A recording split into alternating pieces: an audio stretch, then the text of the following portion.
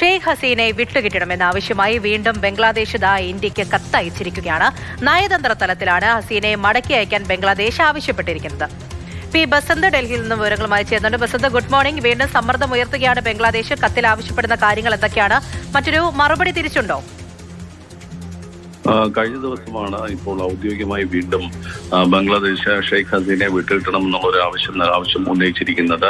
നേരത്തെ ഈ international crimes ട്രിബ്യൂണലിന്റെ ഉത്തരവ് അല്ലെങ്കിൽ വിധി വന്ന ശേഷം, അതായത് വിദ്യാർത്ഥികൾക്ക് നേരെയുള്ള അതിക്രമങ്ങൾ അല്ലെങ്കിൽ ആ പ്രക്ഷോഭം അടിച്ചമർത്തിയതിന് വധശിക്ഷയ്ക്ക് വിധിച്ചതിനെ തുടർന്ന് ഇന്ത്യക്ക് കൈമാറണമെന്ന് വിദേശ മന്ത്രാലയം വാർത്താക്കുറിപ്പിലൂടെ ആവശ്യപ്പെട്ടിരുന്നു. പക്ഷെ അതിനുശേഷം ഇപ്പോൾ ഔദ്യോഗികമായി തന്നെ നയതന്ത്ര തലത്തിൽ ഒരു കത്ത് നൽകിയിരിക്കുകയാണ് ബംഗ്ലാദേശ് ഷെയ്ഖ് ഹസീനയെ മടക്കി നൽകണം എന്നുള്ളത്.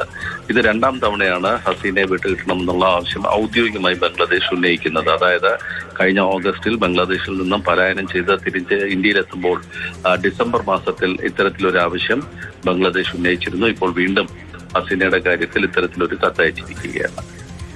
ശരി, പി ബസന്താണ് വിവരങ്ങൾ നൽകിയത്.